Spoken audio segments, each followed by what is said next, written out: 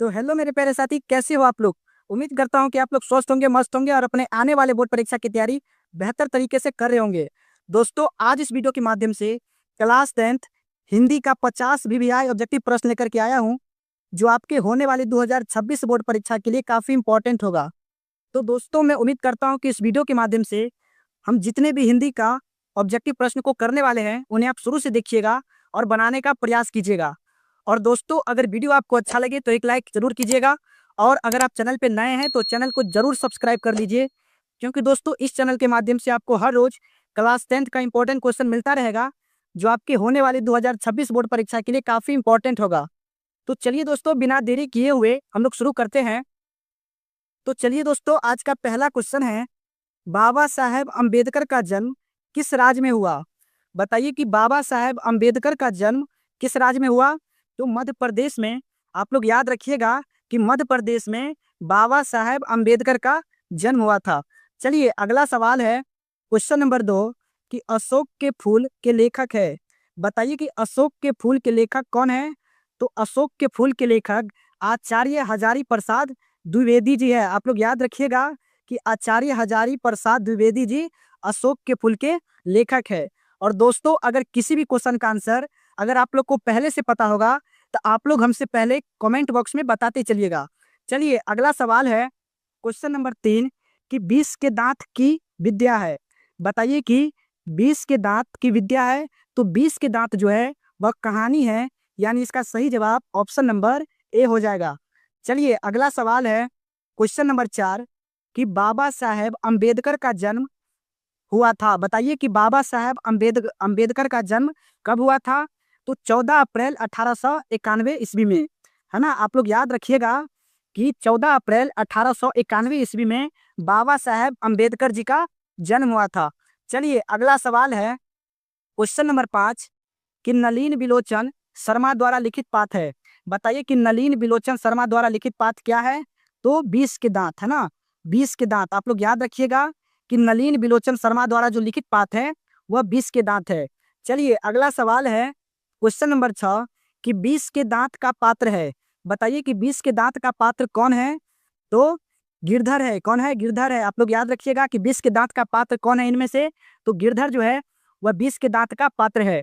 चलिए अगला सवाल है, क्वेश्चन नंबर 7, कि सेन साहब की नई मोटर कार किस रंग की थी। बताइए कि सेन साहब की नई मोटर कार किस रंग की थी। तो काली रंग की थी, यानी इसका सही जवाब ऑप्शन नंबर ए है। चलिए अगला सवाल है, क्वेश्चन नंबर 8, कि सेन साहब की कार की कीमत है। बताइए कि सेन साहब की कार की कीमत कितनी थी। तो 7,500, है ना। 7,500 सेन साहब की जो कार की जो कीमत थी वह 7,500 थी, है ना। आप लोग याद रखिएगा कि सेन साहब की कार की कीमत क्या थी। तो 7,500।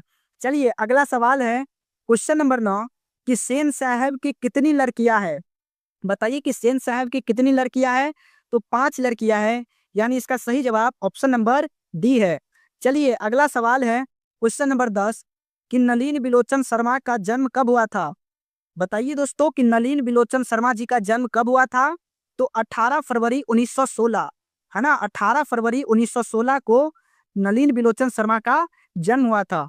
चलिए अगला सवाल है, क्वेश्चन नंबर 11, कि आचार्य हजारी प्रसाद द्विवेदी का जन्म कब हुआ था। बताइए कि आचार्य हजारी प्रसाद द्विवेदी जी का जन्म कब हुआ था।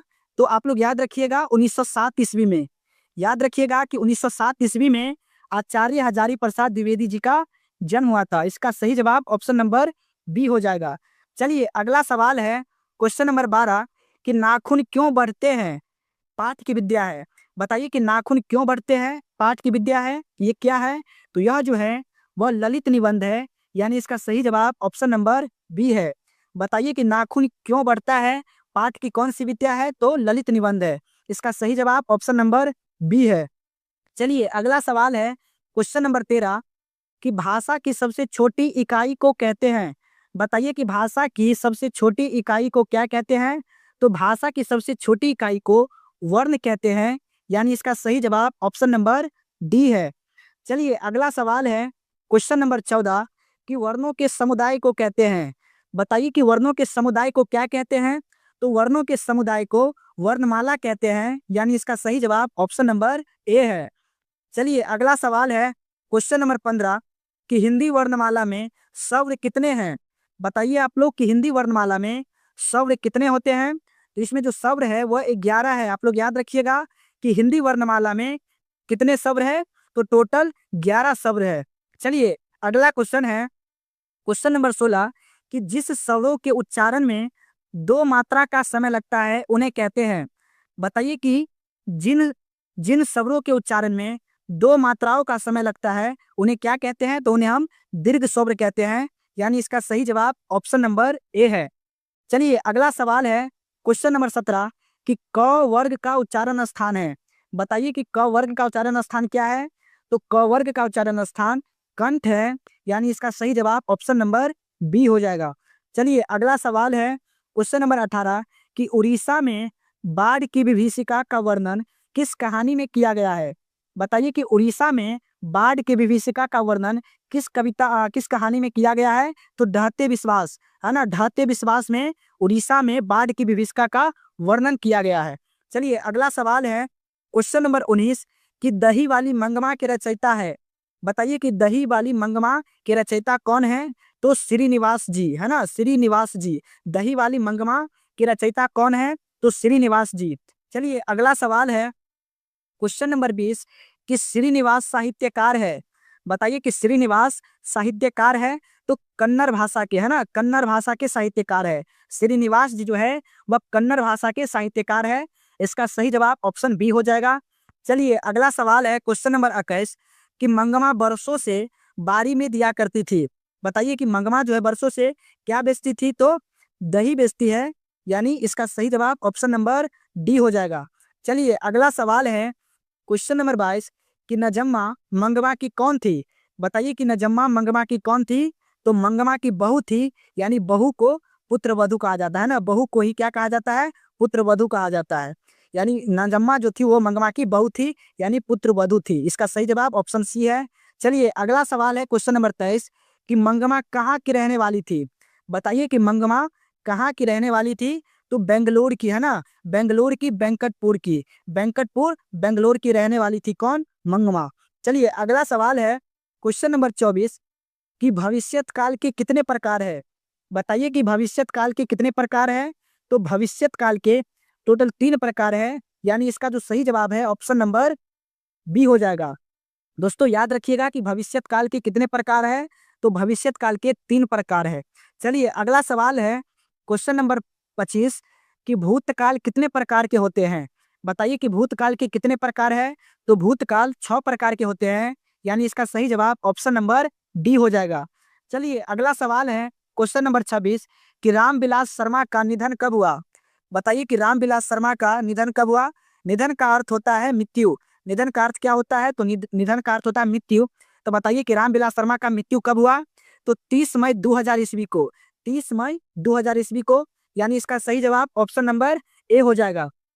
चलिए अगला सवाल है क्वेश्चन नंबर 27 कि नागरी लिपि पाठ की विद्या है। बताइए कि नागरी लिपि क्या है, तो नागरी लिपि जो है वह क्या है, निबंध है। क्या है, निबंध है। नागरी लिपि क्या है बताइए आप लोग, तो नागरी लिपि जो है वह निबंध है। चलिए अगला सवाल है क्वेश्चन नंबर 28 कि गुणाकर मूले द्वारा लिखा गया पाठ है। बताइए कि गुणाकर मूले द्वारा लिखा गया पाठ कौन सा है, तो नागरी लिपि जो है वह गुणाकर मूले के द्वारा लिखा गया पाठ है। चलिए अगला सवाल है क्वेश्चन नंबर 29 कि नागरी लिपि पाठ के लेखक कौन है। बताइए दोस्तों कि नागरी लिपि पाठ के लेखक कौन है, तो गुणाकर मूले जी, है ना, गुणाकर मूले जी। यानी इसका सही जवाब ऑप्शन नंबर बी है। चलिए अगला सवाल है क्वेश्चन नंबर 30 कि गुणाकर मूले का जन्म कब हुआ था। बताइए कि गुणाकर मूले का जन्म कब हुआ था, तो 1935 ईस्वी में। आप लोग याद रखिएगा कि गुणाकर मूले का जन्म 1935 ईस्वी में हुआ था। चलिए अगला सवाल है क्वेश्चन नंबर 31 कि गुणाकर मूले ने मैट्रिक से लेकर एमए तक की पढ़ाई कहाँ की।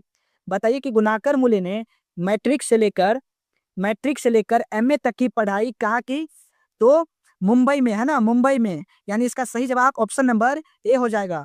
चलिए अगला सवाल है क्वेश्चन नंबर 32 कि अक्षरों की कहानी के लेखक है। बताइए कि अक्षरों की कहानी के लेखक कौन है, तो अक्षरों की कहानी के लेखक जो है वह क्या गुणाकर मूले जी, है ना। यानी इसका सही जवाब ऑप्शन नंबर सी है। चलिए अगला सवाल है क्वेश्चन नंबर 33 कि बहादुर पाठ की विद्या है। बताइए कि बहादुर पाठ की कौन सी विद्या है। तो बहादुर जो है वह कहानी है, यानी इसका सही जवाब ऑप्शन नंबर ए हो जाएगा। चलिए अगला सवाल है क्वेश्चन नंबर 34 कि अमरकांत द्वारा लिखित पाठ है। बताइए कि अमरकांत द्वारा लिखित पाठ कौन सा है।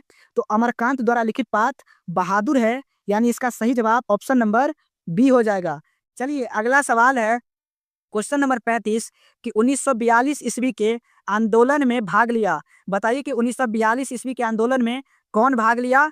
तो अमरकांत जी ने, है ना, अमरकांत जी ने भाग लिया था 1942 ईस्वी के आंदोलन में। इसका सही जवाब ऑप्शन ए हो जाएगा। चलिए अगला सवाल है क्वेश्चन नंबर 36 कि बहादुर रहने वाला था। बताइए कि बहादुर कहाँ का रहने वाला था। तो नेपाल का रहने वाला था, यानी इसका सही जवाब ऑप्शन नंबर ए है। चलिए अगला सवाल है क्वेश्चन नंबर 37 कि माँ के डर से बहादुर रात भर कहाँ छिपा रहा। बताइए कि माँ के डर से बहादुर जो है रात भर कहाँ छिपा रहा। तो जंगलों में छिपा रहा, यानी इसका सही जवाब ऑप्शन नंबर सी है। चलिए अगला सवाल है क्वेश्चन नंबर 38 कि बहादुर ने किसे मारा। बताइए कि बहादुर ने किसे मारा। तो भैंस को मारा था, है ना, बहादुर ने भैंस को मारा था, यानी इसका सही जवाब ऑप्शन नंबर ए है।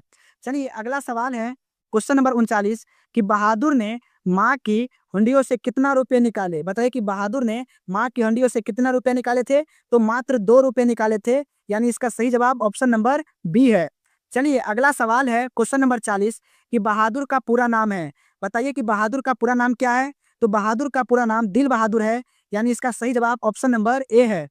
चलिए अगला सवाल है क्वेश्चन नंबर 41 कि निर्मला थी। बताइए कि निर्मला कौन थी। तो कहानीकार की पत्नी थी, यानी इसका सही जवाब ऑप्शन नंबर बी है। चलिए अगला सवाल है क्वेश्चन नंबर 42 कि बहादुर अपने घर से किस कारण भाग गया था। बताइए कि बहादुर अपने घर से किस कारण भाग गया था। तो माँ से पिटाई के कारण, माँ से पिटाई के कारण जो है बहादुर अपने घर से भाग गया था।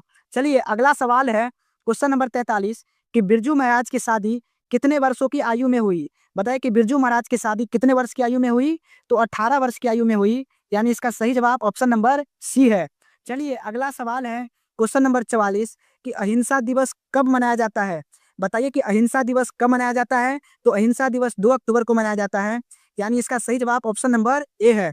चलिए अगला सवाल है क्वेश्चन नंबर 45 कि सत्य के साथ मेरा प्रयोग, सत्य के साथ मेरे प्रयोग किसकी रचना है। तो महात्मा गांधी की, है ना, महात्मा गांधी की। इसका सही जवाब ऑप्शन नंबर डी है। चलिए अगला सवाल है क्वेश्चन नंबर 46 कि महात्मा गांधी ने अंग्रेजों के खिलाफ अहिंसा का पहला प्रयोग कहाँ किया। महात्मा गांधी ने अंग्रेजों के खिलाफ अहिंसा का पहला प्रयोग कहाँ किया। तो चंपारण में किया था, यानी इसका सही जवाब ऑप्शन नंबर बी है। चलिए अगला सवाल है क्वेश्चन नंबर 47 कि महात्मा गांधी का सबसे बड़ा हथियार क्या था। बताइए कि महात्मा गांधी का सबसे बड़ा हथियार क्या था। तो सत्य और अहिंसा, यानी इसका सही जवाब ऑप्शन नंबर ए है। चलिए अगला सवाल है क्वेश्चन नंबर 48 कि गांधी को महात्मा सर्वप्रथम किसने कहा। बताइए कि गांधी जी को महात्मा की उपाधि सर्वप्रथम किसने दिया। तो रविंद्रनाथ टैगोर, यानी इसका सही जवाब ऑप्शन नंबर डी है। चलिए अगला सवाल है क्वेश्चन नंबर 49 कि वर्ण के भेद है। बताइए कि वर्ण के कितने भेद होते हैं। तो वर्ण के 2 भेद होते हैं, एक स्वर्ण वर्ण और एक व्यंजन वर्ण। चलिए अगला सवाल है क्वेश्चन नंबर 50 कि गुरु नानक का जन्म कहाँ हुआ।